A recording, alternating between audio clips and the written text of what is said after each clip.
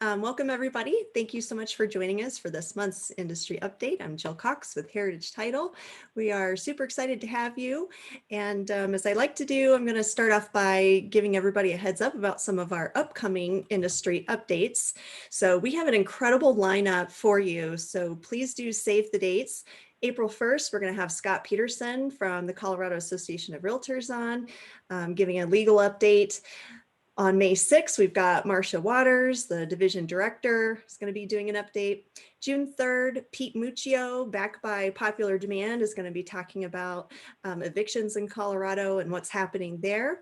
And then on July 1st, we have Elizabeth Peets, who is the VP of Government Affairs for the Colorado Association of Realtors. So she's going to be telling us about some legislative updates that just took place during the legislative session. So save the dates. We'll look forward to seeing you on some future industry updates. And with that, I want to give a huge warm welcome to our guests today, Jim Meseck and Cati Shadakofsky.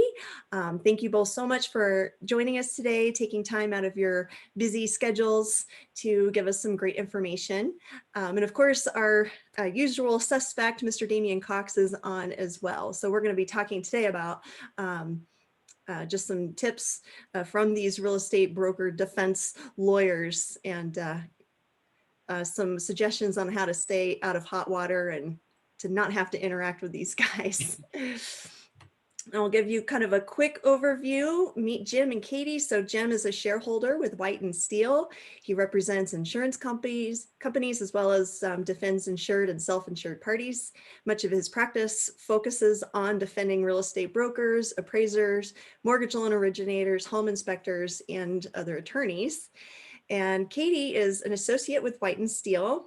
She assists insurance companies across many industries, including real estate, with issues regarding professional liability, personal injury, products liability, defamation, and employment matters. So really thrilled to have you both on. Thank you so much again for your time.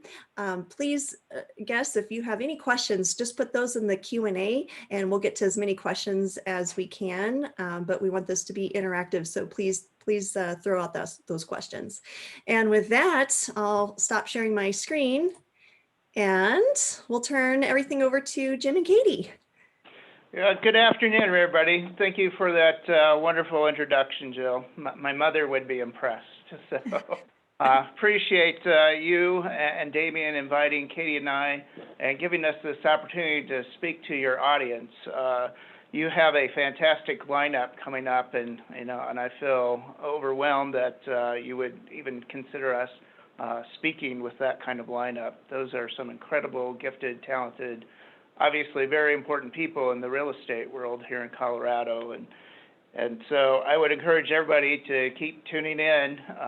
Jill has done a great job setting up these speakers.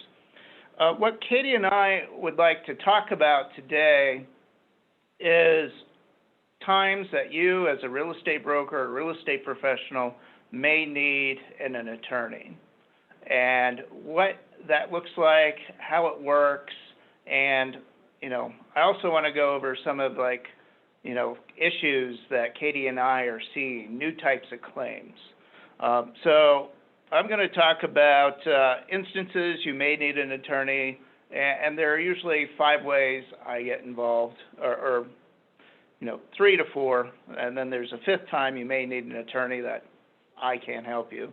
And then Cati's going to talk to you about what to expect when an attorney is assigned to you from an insurance company, or when you retain an attorney on your own, when you're paying out of pocket, when dealing with something that may not be covered by insurance. I will follow that up with kind of giving you an overview of what the insurance process is like, including what it's like working with an adjuster, an important aspect under your insurance policy, what's called the consent requirement, and also related to that is the hammer clause. And then I want to talk to you a little bit about joint representation of the broker and the brokerage, when you can do that, when it's a problem. And then again, I want to talk about some of the trends I'm seeing. And there are a lot of crazy, unusual claims that we're seeing in this bizarre Colorado real estate market, not just here in Denver, but throughout Colorado. So anyway, I'll save that. But first, let me get back to my first point. When do you need an attorney? Okay, so in dealing with real estate brokers, there are like 5 instances where I've seen that they need an attorney or could use an attorney. Let me put it that way. So the first one is when there's a realtor grievance or a commission dispute filed against you, either through the arbitration process or the ethics grievance process with CAR or your local board of realtors. The second is when there is a DORA licensing complaint. The third is when there's a civil lawsuit filed against you and you're named as a party. The fourth instance in which you may need an attorney, and sometimes there's even a benefit under your E&O policy, is when there's subpoena, when you've been subpoenaed as a witness or you've been subpoenaed to produce documents. So you may need an attorney there. And obviously, the fifth time you may need an attorney in which I can't help you is if you've been charged with a crime. So you may need a criminal defense attorney. And usually, I've never seen this. I've never seen an E&O insurance company provide you with a criminal defense attorney because those are intentional acts. Intentional acts are excluded by the terms of your errors and omissions professional liability policy. And so once I had an appraiser who I was representing in a civil matter, and I was sitting in my office, minding my own business, doing my job, and I got a call from the FBI saying, hey, we know you represent this appraiser. We're on our way out to arrest her. And it's like, holy crap, what do? I am not a criminal defense attorney, okay? So if you have a heart problem, you don't go see a brain doctor, okay? You need a criminal defense attorney. And like I said, that's usually not covered under insurance. The other 4 instances may or may not be covered by your insurance, and you may or may not want an attorney.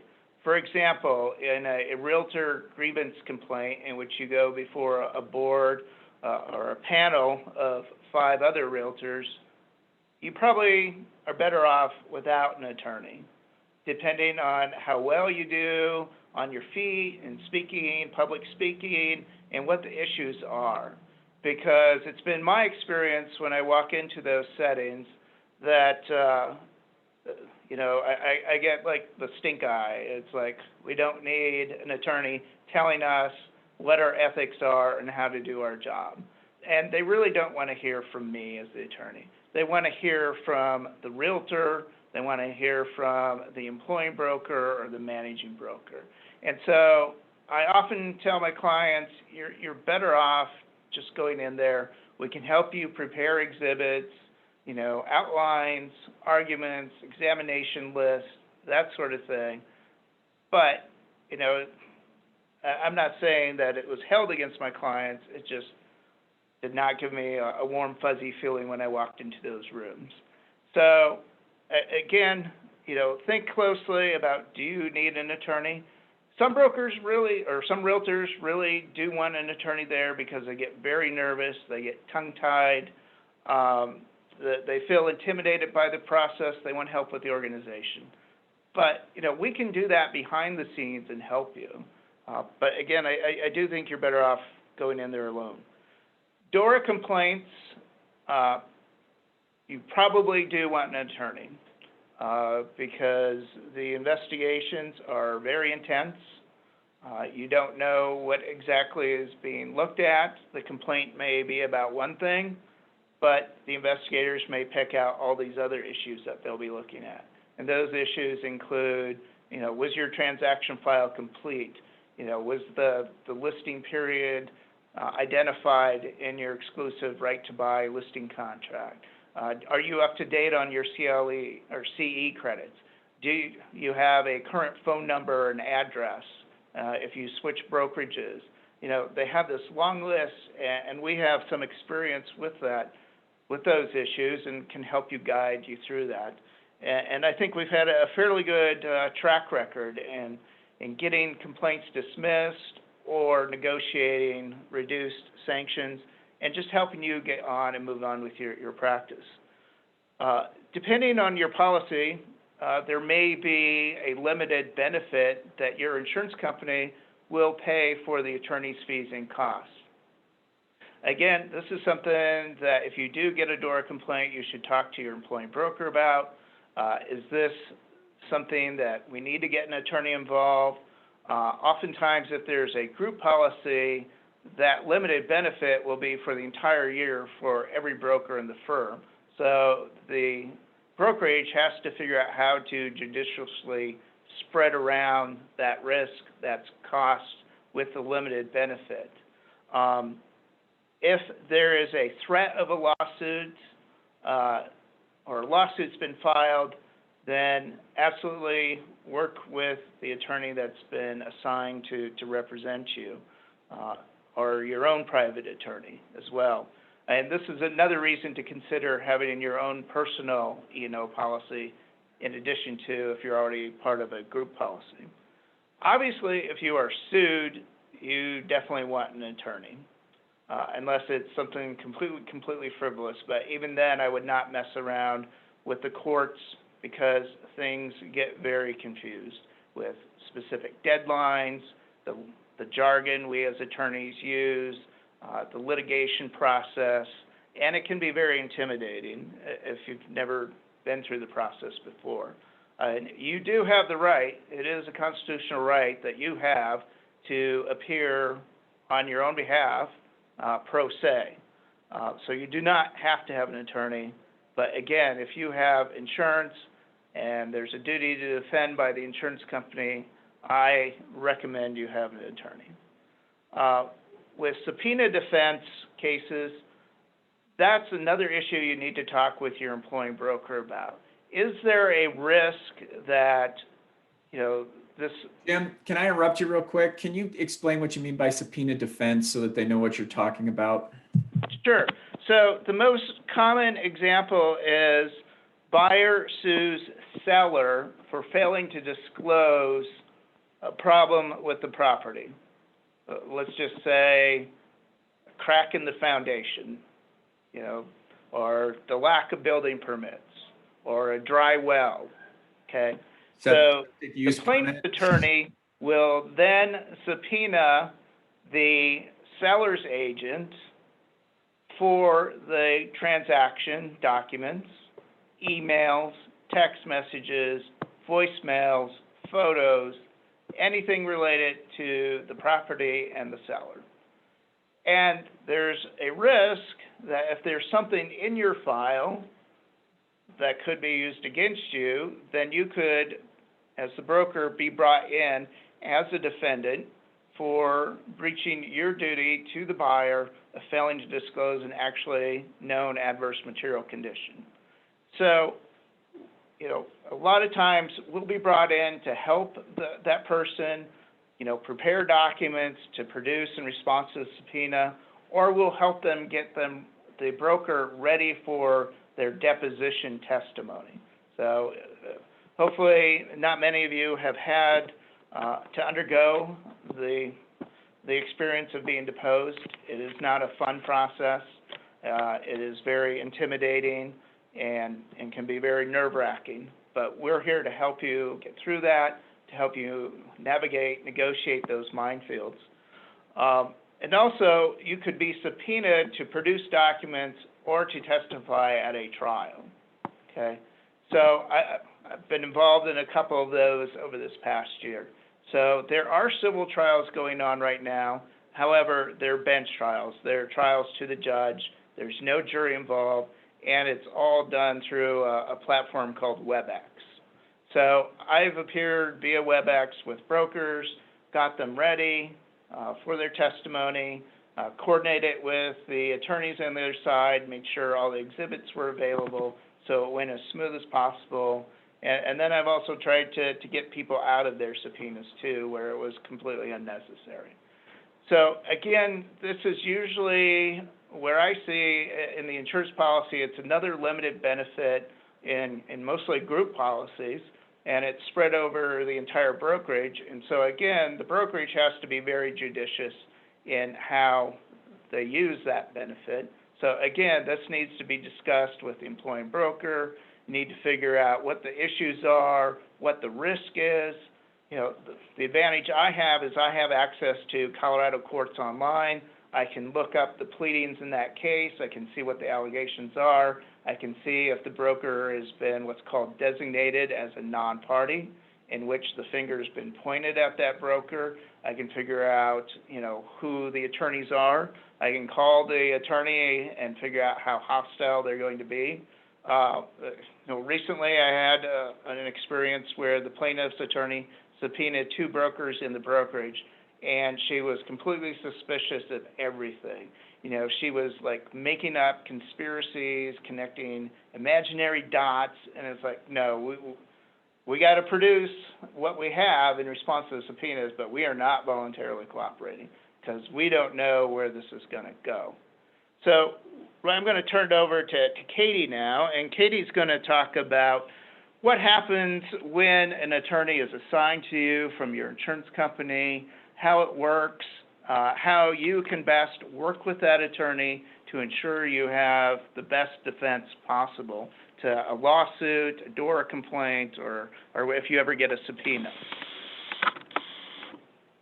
So the first thing that will happen is typically the insurance adjuster that you're working with will put you in contact with us or another firm in town. And so that initial correspondence typically comes from the insurance adjuster, maybe your managing broker. It could be Damien, or we may just call you up when we get your contact information. We'll initially talk about whatever that issue is, if that's a subpoena, if it's a demand, if it's actually a lawsuit. We'll talk to you, broadly speaking, about what happened in the transaction, what is at issue, whether the finger is pointed at you or not. We will explain the involvement of the insurance company, and Jim will get into this a little bit later, but we'll talk about the tripartite relationship. So that would be our attorney-client relationship with you as the broker, or sometimes that includes the brokerage as well, and the involvement of the adjuster and the insurance company. So how those 3 parts work together when we have our confidential relationship with you as the client. Katie, real quick, if I could just, you said something there that I think a lot of people sometimes misunderstand. They think that, a lot of times they think that you're the insurance company's lawyer. So, you know, I'd like to, you know, talk about that a little bit, if you don't mind, just explaining that who your duty is to. Sure. So when we get hired by the insurance company, we are outside independent counsel. The insurance company hires us pursuant to the insurance policy that allows you a defense. And so when we're hired by the insurance company, we represent the brokers. So our fiduciary duties, the duties of attorney-client privilege, confidentiality, those run back and forth directly between us and the client, whether that's the broker and the brokerage, just the broker, just the brokerage. So our duties are owed to the client. We also have outside reporting obligations. So when the insurance company hires us, then we submit reports and budgets, those kinds of things where the client is provided that correspondence as well. But if there's something that the client wants us to keep confidential, then we talk about that, and that's information that is not shared with the carrier. So it's a little bit of a different type of scenario, but yes, the client is the broker or the brokerage or both, not the insurance company. Does that make sense? Thank you. Yeah, thank you. I appreciate that. Yes. So when we initially get involved, we ask for everything. We ask for the entire transaction file, all the amend extends, all the reports, all the invoices, receipts, all of the emails, all the texts, any recorded or saved voicemails. It might be photographs that were taken, all the versions of the MLS listings, anything you can think of related to that property. Sometimes when a broker is a transaction broker, there may be a series of emails from interested buyers. I guess that relates to a seller's agent as well. We want everything. We want to know all the information that you have in your file. It may not all be relevant. We may not need to produce it all. It may not all come in at trial if we get that far, but it's difficult for us to help you when we don't know everything that's going on. So the worst case scenario is we show up at a deposition when our client's being deposed and documents show up that we didn't know about, or questions start being asked or answers given that we aren't prepared to defend, that we can't help you if we get surprised by information. So when we ask for everything, we really mean it. Don't try and sift through and decide what's relevant, what's not, what's related to the transaction, what's not. Just err on the side of giving us anything you can possibly think of related to the parties to the transaction, the other brokers, everything you have. Also, ask us questions. Don't be so overwhelmed by the legal process or the jargon and think, well, they'll just handle it, or assume. We try to explain everything to you that we think you may not understand, but feel free to ask questions. We are your attorneys. So if something comes up, ask.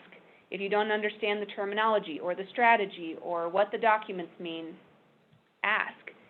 We also appreciate your involvement and your ideas for strategy, trial strategy, negotiations of settlement.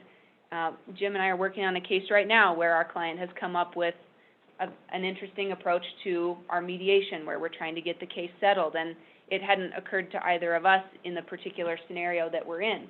So it's very helpful. This is your case. It's your subpoena defense. It's your deposition defense. It's your livelihood. So be as involved as you feel comfortable, and we're happy to answer questions, answer the phone, answer emails. Don't feel like your questions are stupid questions.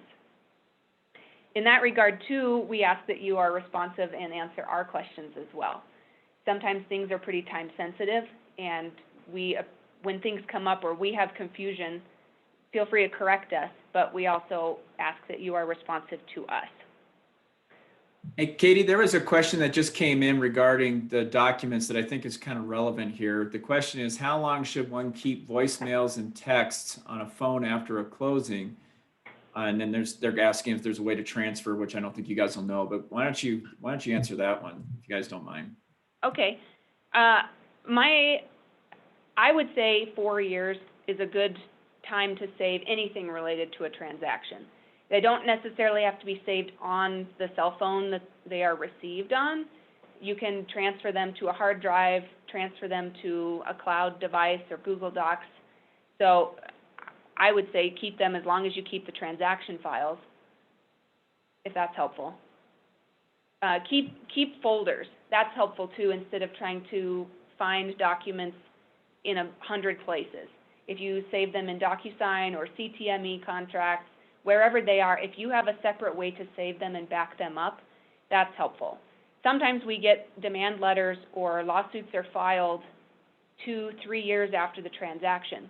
So in one instance, it's very difficult to remember all of the details of the transaction. And most of these transactions happen over the phone. So you're calling the broker back and forth.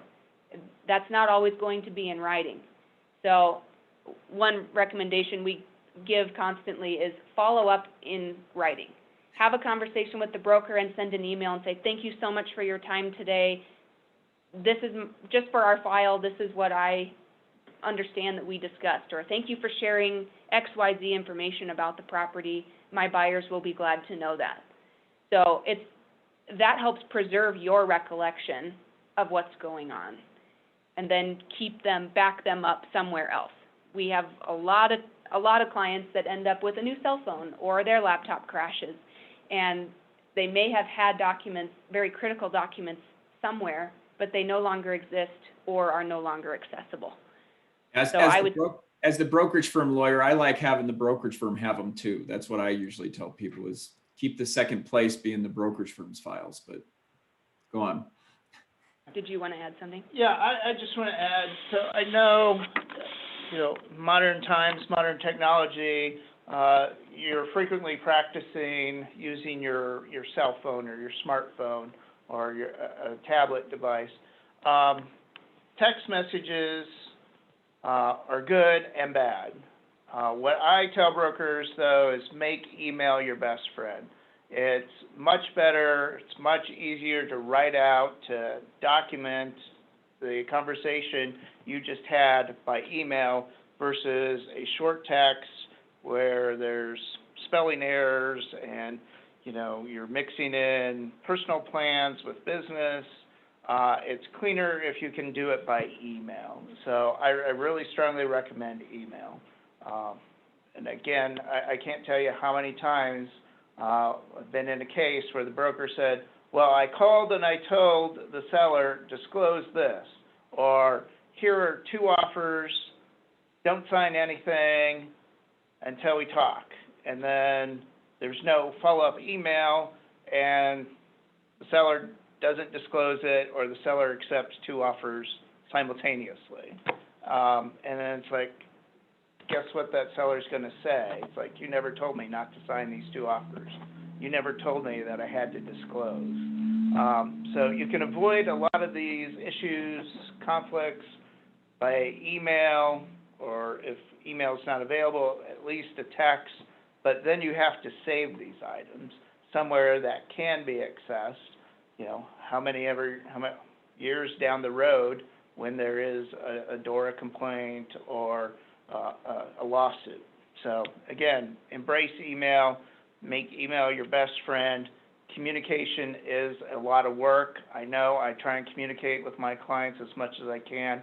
And so, I mean, it seems like all day long it's email, phone call, email, phone call, email.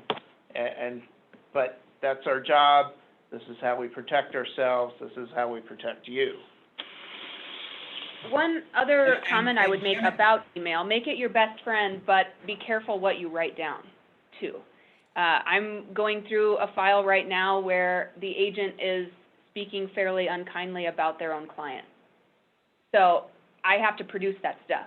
And it's pre-lit, but if we get into litigation, that stuff's all coming out. And if the buyers and the sellers get involved, they may not be real pleased to know that their agent was not real fond of the clients they had. So be careful what you put in there, not real tongue-in-cheek. Don't mix the business with the personal so that it keeps a pretty clean file. Yeah, just remember who the future audience can be. Who's going to be reading this? Is it going to be a judge, a jury, the other side, your client's attorney, the other side's broker? So keep it professional. If you would feel uncomfortable with it being blown up this big in front of a jury, it's probably not something to put in writing. Or change the messaging at least. Yes. And I'll have everybody know that I did not pre-plan this with Jim and Katie about how much they should use email over, or you should use emails over text. That was their suggestion, not, even though I think I may have mentioned that once or twice. So anyways, go on, guys. I'm sorry, I didn't mean to interrupt. The last comment I'll make on this, unless there are questions, is be prepared to spend a lot of time on the case. There's a lot of legwork that goes into working up a case, and there's a lot of time that can pass between closing and a demand or a lawsuit. And even once that happens, it can be 2 years or more before we get a case totally resolved. From the time a complaint is filed, we typically don't have a trial date. It's usually a year out. So we try to get them through as fast as we can.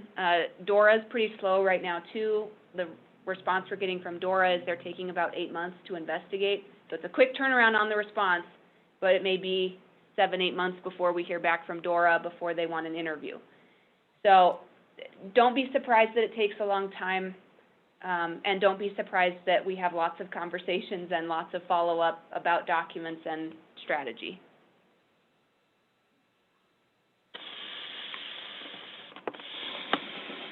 So like Katie says, when we get a client, you know, I want to create a team collaborative process.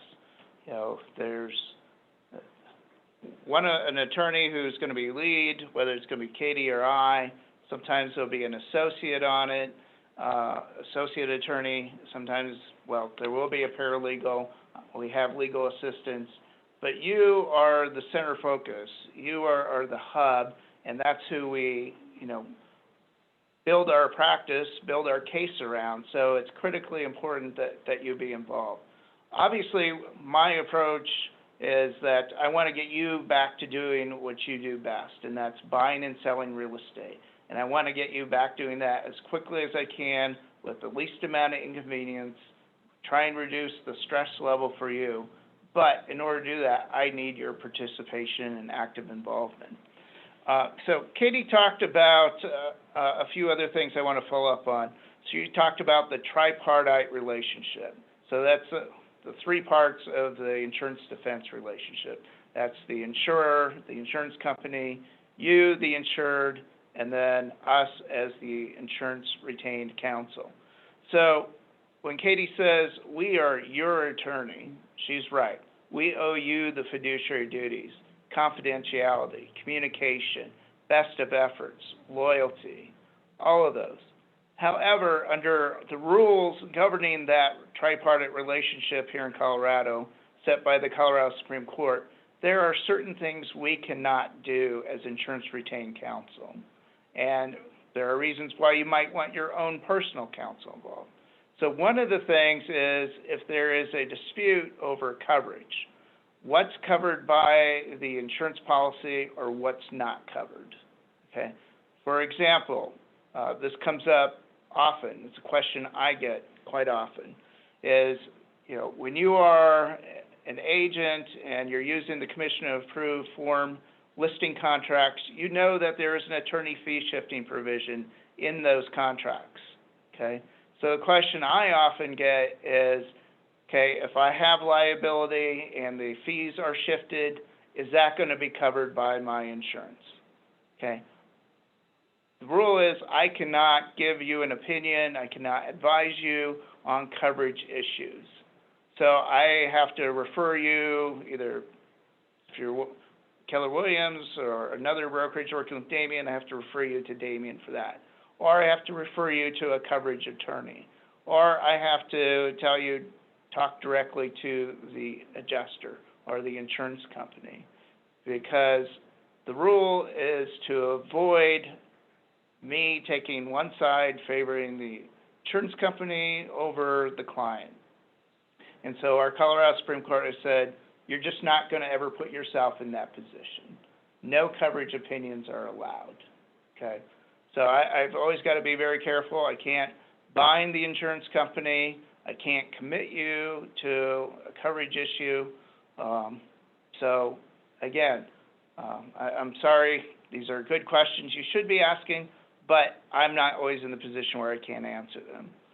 Also, another area where I have to be careful in this tripartite relationship is if there's a dispute between you, the insured, and your insurance company on strategy.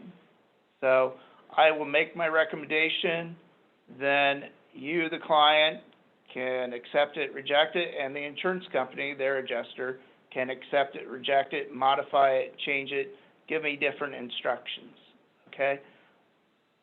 But if you disagree, and you're entitled to, and you may have another strategy in mind, and you want to do something different that the insurance company does not want to do, I can't say who's right or wrong.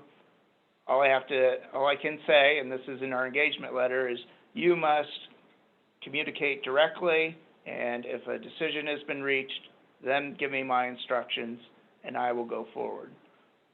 But again, I can't pick whose instructions are better or what strategy is best. All I can give you is my best professional opinion and recommendation.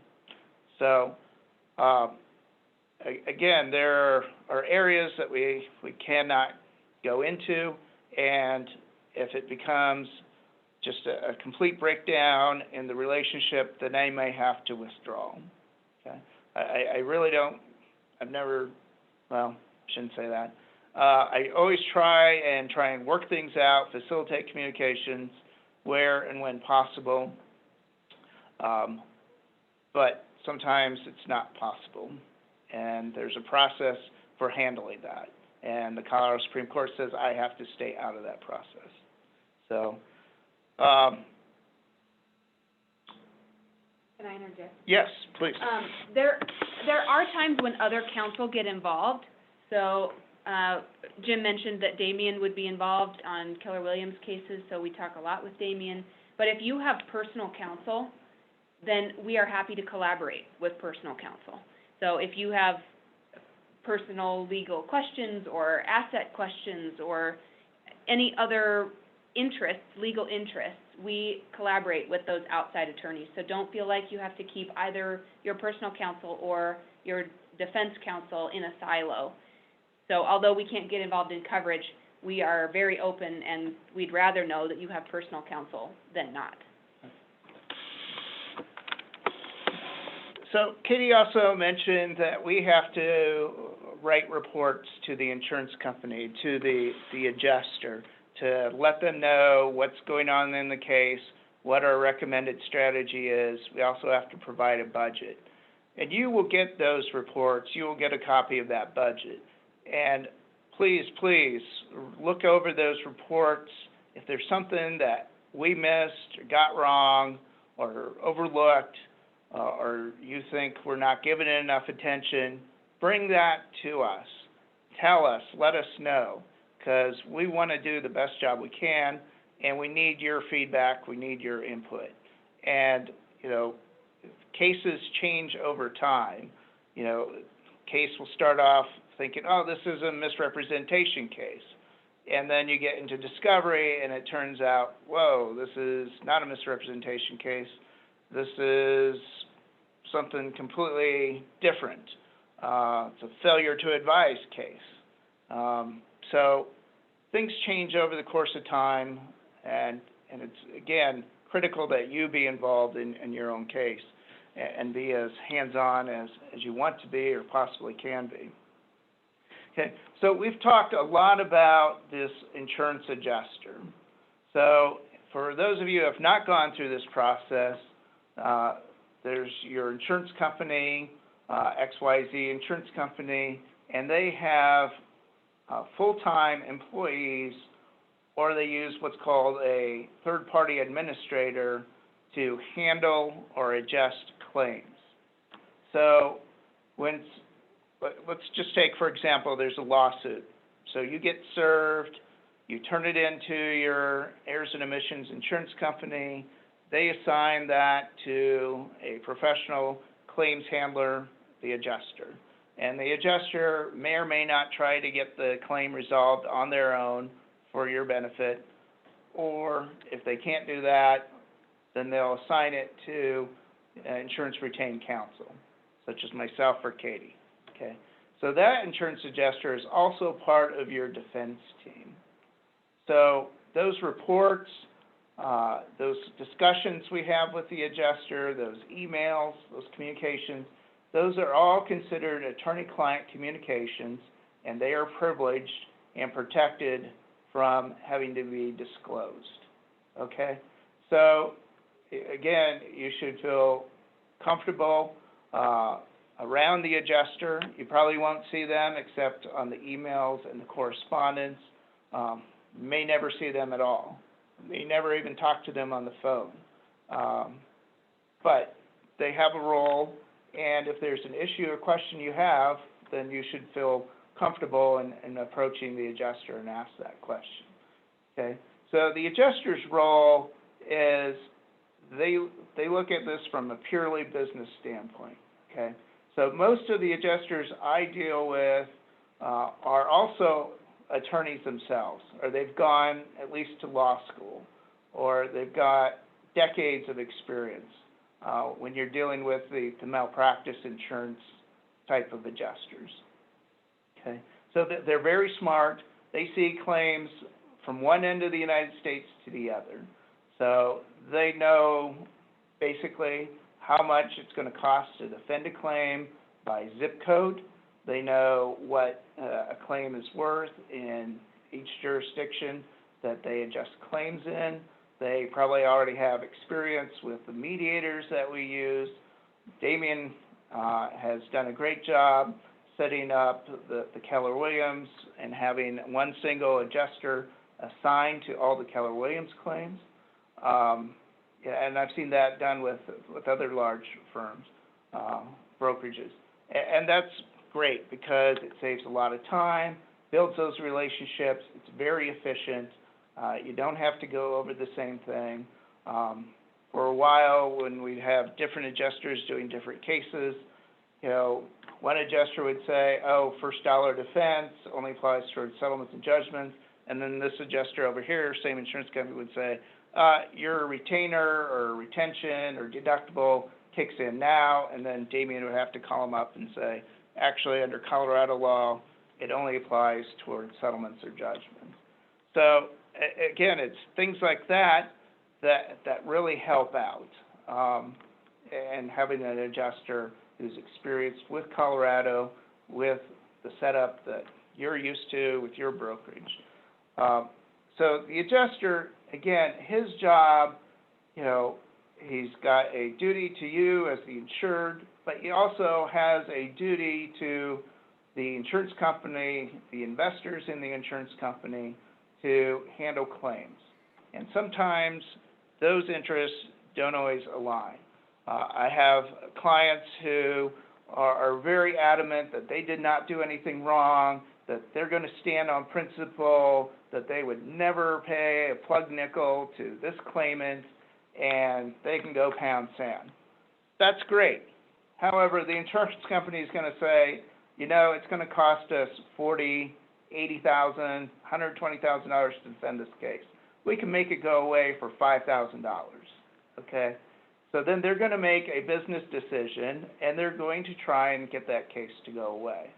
And that may not be what you desire. You may want to clear your name in a court of law. You may want to fight this out. You may want to take it on appeal. You may want to take it to the highest court in the land. And that's your right. But there's risk if you withhold your consent. And that's the next thing I want to talk about, is in almost every E&O insurance professional malpractice liability policy, there is a consent provision. And that consent provision basically says that in order to settle any case, pay any judgments, I have to get, and the insurance company has to get, your consent to make any offer or accept any offer or to pay any amount. Okay, and they always require that in writing.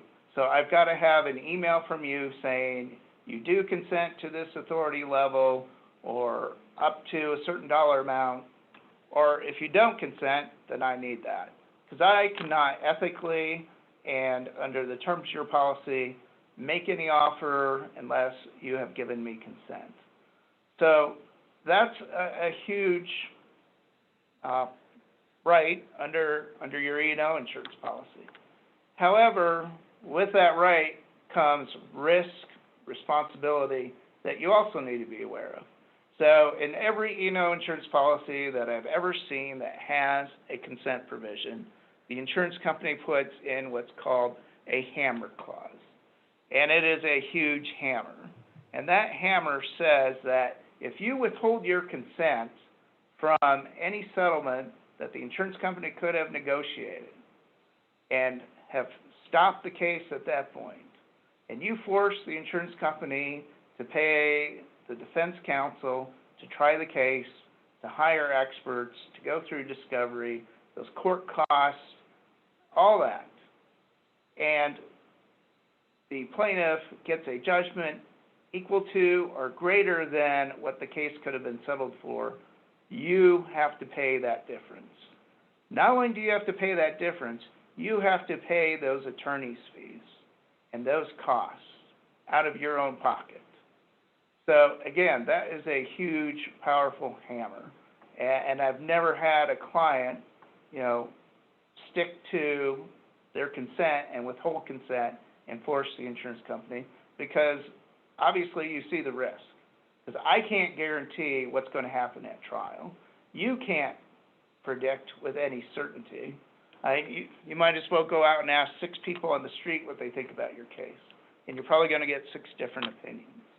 Okay, so it's a huge risk, but you need to be aware of your rights. And you need to understand why is Jim asking me to send an email saying I consent for the 6th time? For God's sakes, just do what you're going to do. I can't just do what the insurance company would like to do. We have to have your consent, okay? So that's your right, that's your privilege. You need to be aware of it, how it works, and the risk. Okay. Another issue that comes up frequently is that both the broker and the brokerage will get sued. Okay. Then I will be asked to represent both the broker and the brokerage, and this is called a joint representation. And this is allowed, and it's fine, as long as both clients agree that the joint representation is okay. That means there's no conflict of interest, there's not likely to be a potential conflict of interest, but most certainly there has to be no actual conflict of interest. So when might there be an actual conflict of interest? Most of the time I see this come up in the case of a broker-owned property that the broker has sold as the owner or an interest in the entity that sold the property, and they have knowledge beyond what a broker would have regarding the property, and the claim is for failure to disclose. Like the broker, as the seller, knew permits were not obtained, knew that building code violations existed, knew that there were covered over defects. So sometimes, not very often, the brokerage will say, time out, we want our own attorney, we want to be separate. Or in another instance, the broker could just have gone rogue, just completely do like criminal stuff. And obviously the brokerage is not going to want to be attached at the hip with the same attorney sitting next to this broker who went rogue, who is now setting up the brokerage to cover his wrongdoing and trying to use E&O insurance to underwrite his wrongdoing. So in those cases, every time I get a case where I'm asked to represent the broker and the brokerage, first question is there a conflict? Does anybody object to the joint representation? Is the broker going to say, had the brokerage provided me more education, closer supervision, better instruction, or instructed me wrongly, and that's why I'm in this position, time out, you got to have separate attorneys. Or if the brokerage suspects that the broker intentionally did something wrong, failed to disclose on a broker-owned property, then you each got to go get your own attorney, and I got to let the insurance company know. The insurance companies don't like hiring 2 attorneys for the same case, but I have an ethical obligation, and obviously I can't get involved in a situation where there's conflicts. So again, this is something that you'll be asked right up front by me or any other attorney where they're asking for a joint representation. And oftentimes I'll get asked by opposing counsel, how can you represent both the broker and the brokerage? And I'll just say there's no conflict. If you're aware of one, let me know. But, and then I have to document that there is no conflict in my engagement letters to each of you. So just like you have to document your file per the commission regulations with the forms, I have to document my file and give you an engagement letter. Tells you how it works with you, me, the insurance company, if there's another broker or another brokerage firm that I'm representing, and say that there is no conflict of interest. So now I'd like to talk a bit about claims that I'm seeing arise. Can we take questions first? Are there any questions, Damien, or? Actually, I think you're getting to them. There's 2 questions here, Jim. Go ahead, Jill. You're muted. Sorry, I've got toddlers screaming in the background. So what are the most frequent civil claims you are seeing now? That's question number 1. And then along with that, what are the most DORA complaints that you're seeing now, and how is that different from a year ago? year or two ago. I think that goes into what you were going to talk about next, Jim. So Yeah. So in this crazy, crazy real estate market here in Colorado, like this last 2 weeks, I've seen claims I've never saw before. Like in the past 2-3 weeks, I've had 3 different claims where the buyers were suing the broker and the seller for specific performance, meaning that they were past the closing deadline, but they did not want to lose out on this property. And so they filed these lawsuits. And some of them are just some of the most flat out blatant frivolous lawsuits I've ever seen, okay? And it's not just here in Denver, it's across Colorado. You know, these are coming from Crested Butte. One last week was from Beulah, Colorado, which if you don't know where that is, it's next to Rye, Colorado, which if you don't know where that is, it's in Pueblo County, all right? And so I was talking to another real estate attorney in Colorado Springs on one of these cases, and she had been practicing for 30 years, and she had only ever seen one time where a buyer tried to force the seller to sell a property. One time in 30 years. In the past month, she had 5 such claims, okay? I've seen 3 in the past 2 weeks of just these buyers who are desperate to have a home, and they can't get their lending in organized. They can't get their inspections done. The appraisers are so behind, and the sellers know, hey, if this doesn't close, I can keep the earnest money, and then I can put it on the back on the MLS, and I'll have an offer within 12 to 24 hours that's going to be $20,000 to $100,000 more than what I was under contract for. And so we have sellers who are in no hurry, have no incentive to do any favor for these buyers. They are in their contractual rights of, because the contracts all say time is of the essence, that if the buyers don't close on that deadline, contract's over, they can relist it. They don't even have to send a notice to terminate. They can keep the earnest money. Whether they should or shouldn't, and that's a moral issue. All I can do is give advice about legal issues and legal rights. And so these buyers go out and hire attorneys, and the attorneys are so desperate, they're coming up with these, you can call them creative, I call them frivolous claims, and they're suing the broker thinking, oh, if I sue the broker's going to pressure the seller to sell, and I'll get what I want. And maybe the insurance company will throw in some money too, okay? This is just, I've never thought I would see these types of claims in my career, but this is the type of market we're in where people need homes, they're desperate, there's huge amount of competition, very, very limited inventory, and it's happening all over Colorado. Excuse me.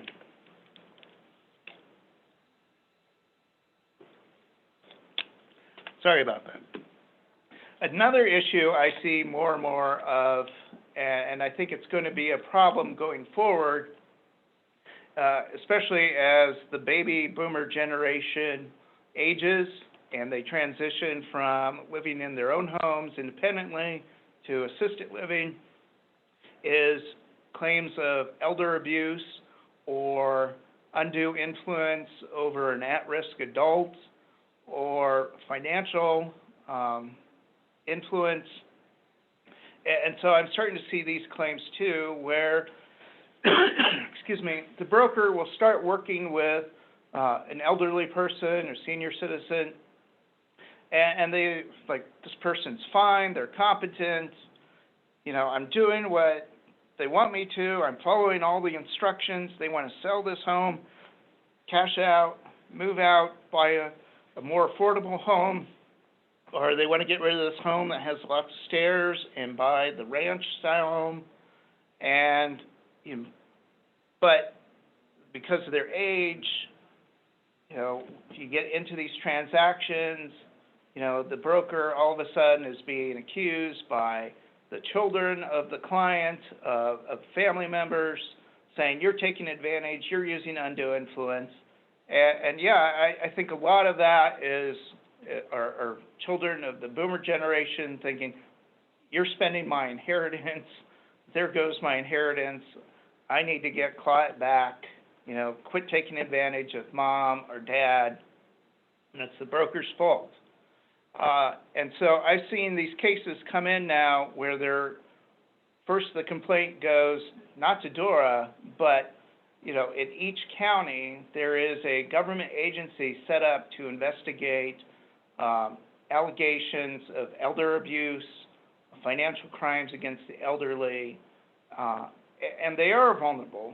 And it's very hard to go in front of a jury and say, oh, this 82-year-old woman with emphysema who cannot go up and down the stairs to look what was going on in the basement and spend her life savings on this home, and it has all these problems, and somehow that wasn't the broker's fault who got this big commission. Excuse me.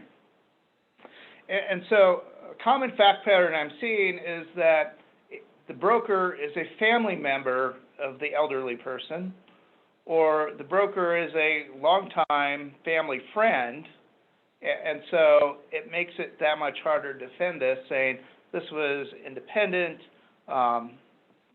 this was completely professional, she was just following instructions. So if you start dealing with somebody who's, I would say over the age of 65, or if they have health problems over the age of 60, you need to start thinking about protecting yourself and protecting your client.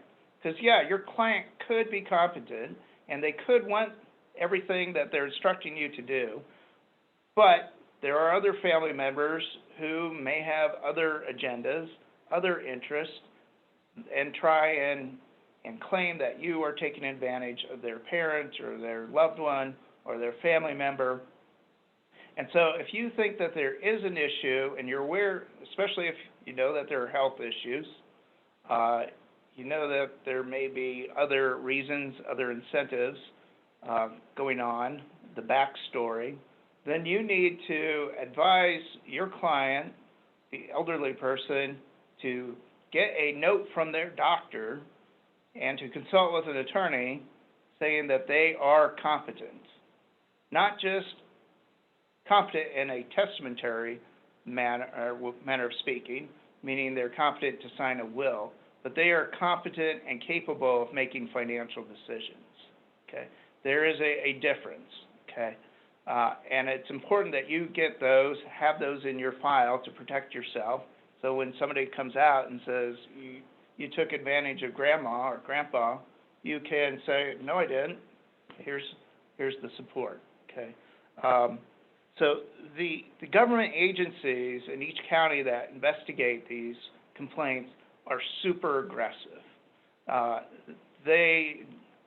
it's almost a secretive process, okay? So dealing with DORA, it makes dealing with DORA look like DORA's open, and in my opinion, it's not an open, objective process, but that's me.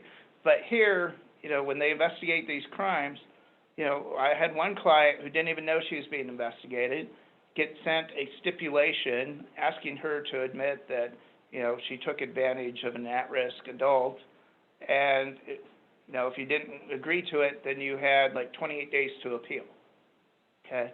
It's like, well, what am I appealing? I don't even know what the investigation showed, okay? So be on the lookout for these warning signals. Also, another thing that comes up that I'm seeing with working with elderly people is Medicaid or Medicare issues.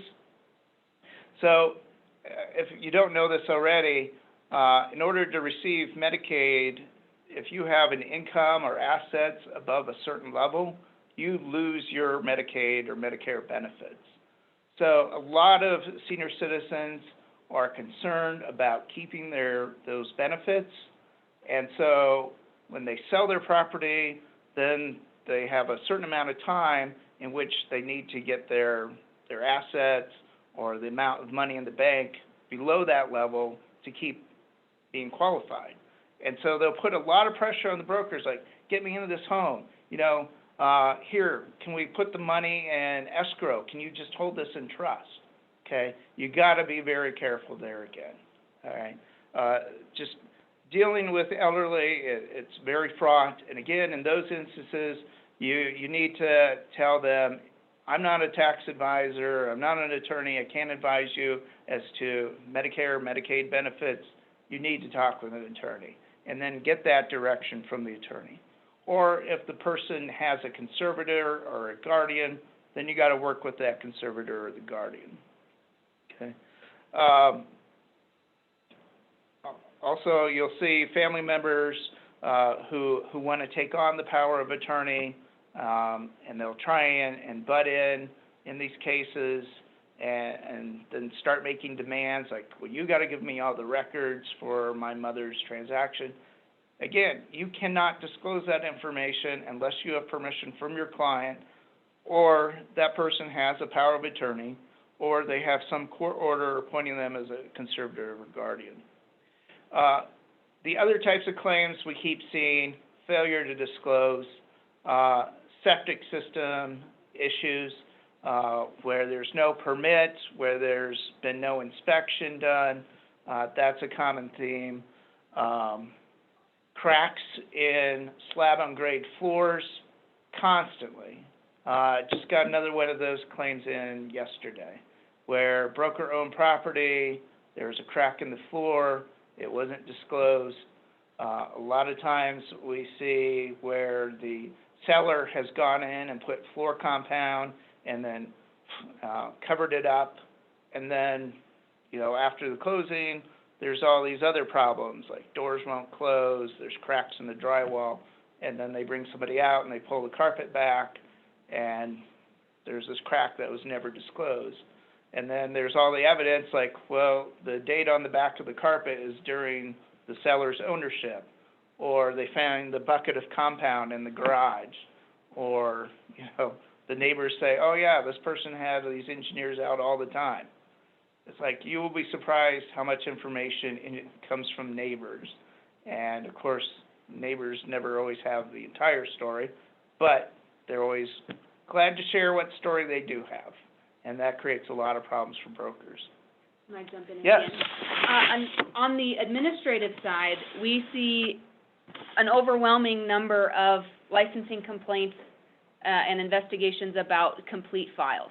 So that could be a property management file, it could be the three-way accounting, it could be just an incomplete transaction file. So make sure you have signatures on all the lines, and make sure you save those versions of the documents.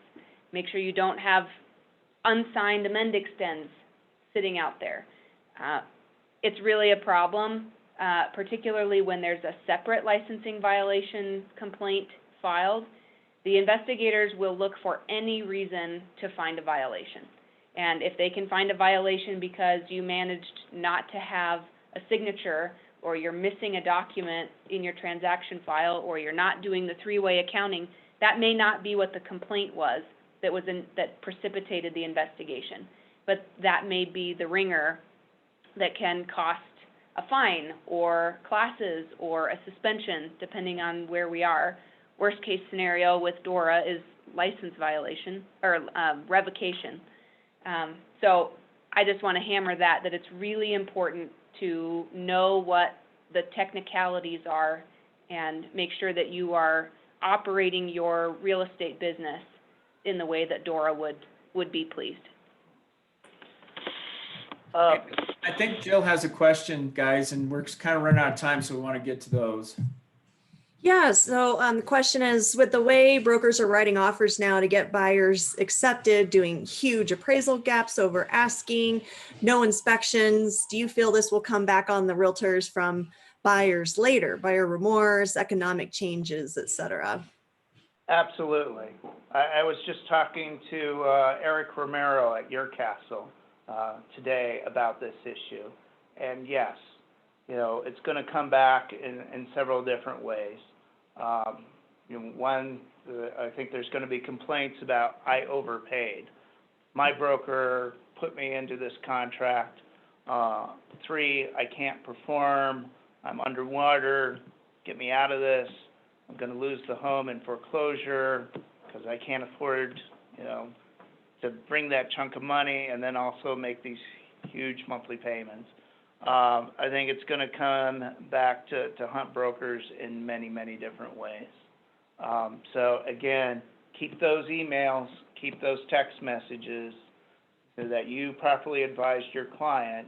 And so it's just going to be a problem, and we're just going to have to be prepared for that. And again, the way we be prepared for it is to show that you did your job, that you properly advised, that you gave them options, that you explained the risks, the benefits, that it was their decision. You weren't pushing anybody into buying a home they didn't want. So again, I think these are going to be problems because people were paying a premium before, now they're paying a premium plus, and so expectations go higher. So even if they're okay paying that premium plus, they're still going to be, if anything goes wrong, it's going to be the broker's fault, unfortunately, because you have the deep pocket with the E&O insurance. So again, I think that's going to be a problem. One way I'm seeing it now already is please, please, please, when you use CTM contracts and you forward the contracts to your seller, please, please, please child-proof them and make it so that the seller cannot sign multiple offers simultaneously or concurrently. I'm getting those offers, or getting those claims in now where a seller accepted 2 or more offers at the same time. And so now I have to, because who do they blame? They blame the insurance company. Or they blame the broker who has the insurance company behind them. And when all you did, you met your standard of care, you met your duty of care in forwarding on all offers. But please, please, protect your sellers. Because now I'm having to pay people not to buy a house to get out of this contract. So. I've got a question that just came in. I already have a client that needs legal help to deal with their mortgage company and the balloon payment they owe. Do you handle cases like this? Do you deal directly with homeowners? No, I don't. Here's why. So Katie and I, our practice, my firm's practice is set up specifically with the business model of we are here to help the professional. And so I try to avoid representing buyers or sellers whenever I can because they may actually have a claim against a licensed professional. And that would be a business conflict. It's not an ethical conflict unless I've represented that licensee or that brokerage or business. But, I want to be able to look my clients in the eye and say, I am a friend of the broker, I'm a friend of the licensed professional. I do not sue licensed professionals unless there's a very, very compelling good reason, like it's a cross-claim or something like that. So I have a list of other attorneys who do practice in these areas, and Katie and I frequently, almost on a daily basis, refer buyers and sellers out to the people, the attorneys on that list.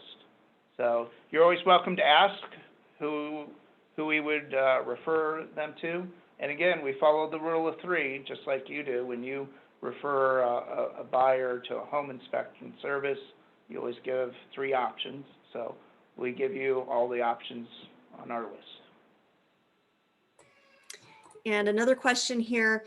I'm working with a couple on listing their home. He has beginnings of dementia, but she is healthy. Should I have the listing just signed by her and not include the husband in the listing agency agreement? Who's on the title? My guess is both of them are, Jim. So you want to address that? Yeah. So if the husband is on the title too, he's going to have to sign the closing documents. So the husband would need a power of attorney. It would be better if there was a court-appointed conservator or guardian, or at least something with a record appointing this person, giving them authority to enter the listing contract, and then obviously at closing to sign over to convey the property.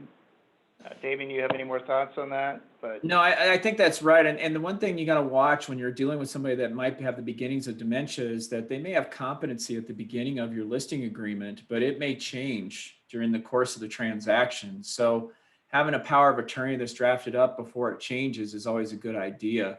And at least something to discuss with the one that doesn't have dementia about, hey, are you comfortable making decisions for your husband? And should we contact the title company about drafting up a power of attorney that's specific for real estate? Because the other thing I'll tell you is a lot of times you get these attorneys that draft durable power of attorneys, which work great in every instance, but they sometimes are challenged when it comes to real estate. Title companies typically want a real estate specific power of attorney. So be cognizant of that as you're working with people, that sometimes competency changes, and that's something to at least recognize, particularly if you're dealing with somebody elderly. yeah, and it usually doesn't improve or get better. It usually is deteriorating or goes in the other direction. So yeah, you need to be mindful, looking. Don't ignore the red flags. Listen to that voice in the back of your head.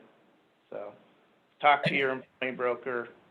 And Jim, there was a bunch of questions that were asked about, does this mean every time that I deal with somebody 65, I need to have a doctor's note and all this? And obviously what I think you were saying, and correct me if I'm wrong, is it's more about that gut feeling that there might be a problem later. That's when you need to have your red flags go up. Is that kind of what you were saying? Yeah, obviously, I'm not trying to castigate or stereotype anybody over 65. But, you need to be looking for clues, looking for red flags. And if you see them, acknowledge them, deal with them. But, obviously you don't need to presume anybody over 65 is incompetent. The law presumes people are competent, but be careful. I think this is going to become an increasing problem. So last week I got a call from a broker who wanted to list her 87-year-old grandmother's commercial warehouse for sale, and then wanted to buy it. And then it's like, well, this seems bad. Why would you do that? And then it's like, but she has a power of attorney, and it's her uncle who's got stuff stored in the warehouse, who may or may not be competent himself. And so it's like, this has too many red flags. Just stay away from this, please. So, yeah. But, yeah, just be aware, be confident, be alert. I think that we're out of time, honey.